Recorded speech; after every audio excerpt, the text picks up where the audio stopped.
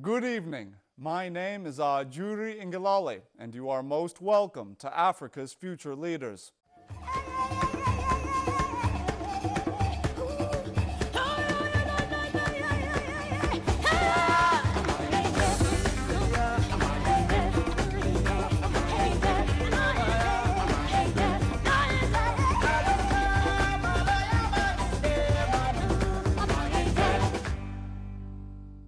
On this edition of the program, we introduce you to a young optometrist by the name of Ugonna Nwigwe.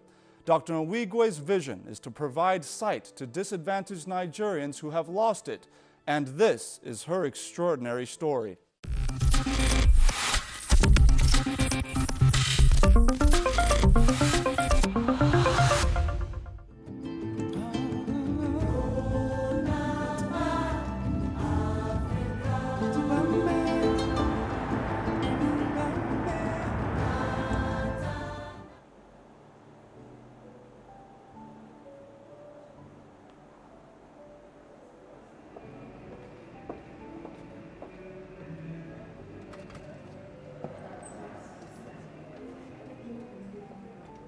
Good morning. Good morning, Mom. Good morning. Good morning, Mom. Good morning. How are you today?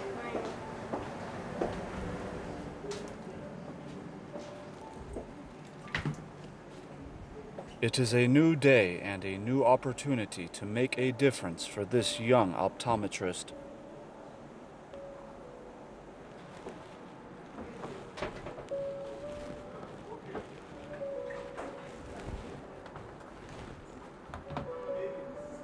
I am the founder and the creative head of the iPlace.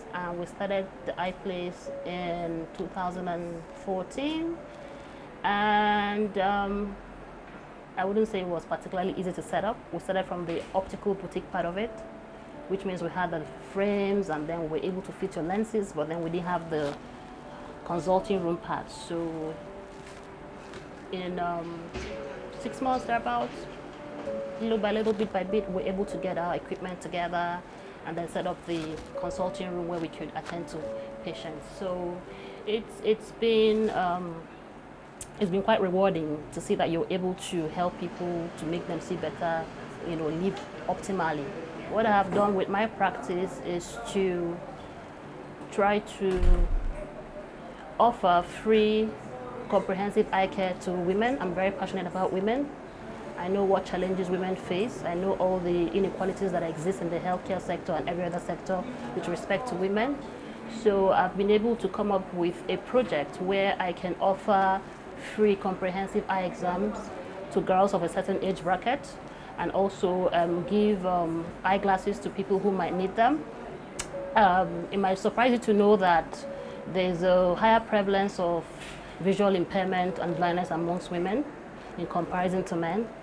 So for very obvious reasons, lower literacy level, economic dependence on men, and women are seen to live longer. So most of these eye conditions are more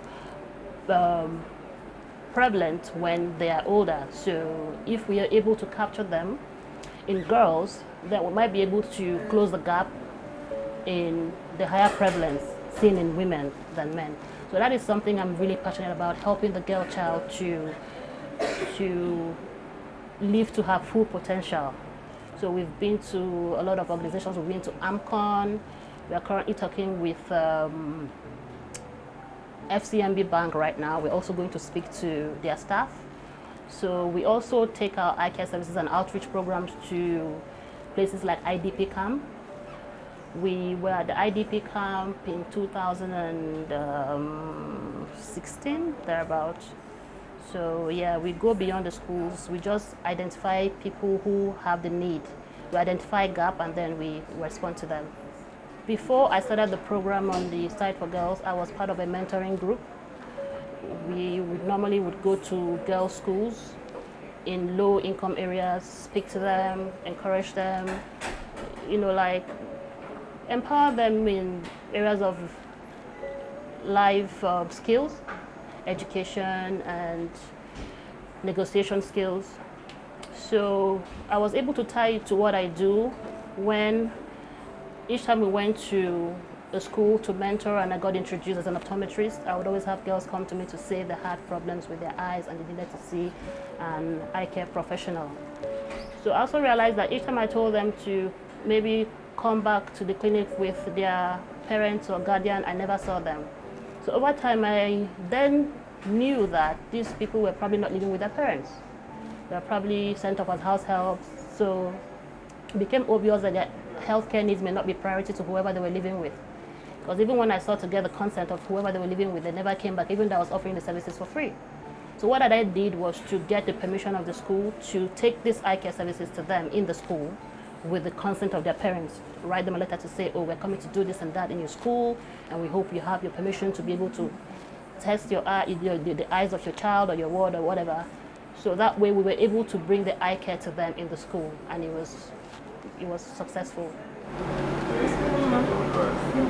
You have a patient that's waiting for you. He's here for an eye routine check. Is he a new patient or an old one? He's a new patient, ma'am. Have you clocked him? Yes, ma'am. So everything is set? Okay, I'll be with you shortly.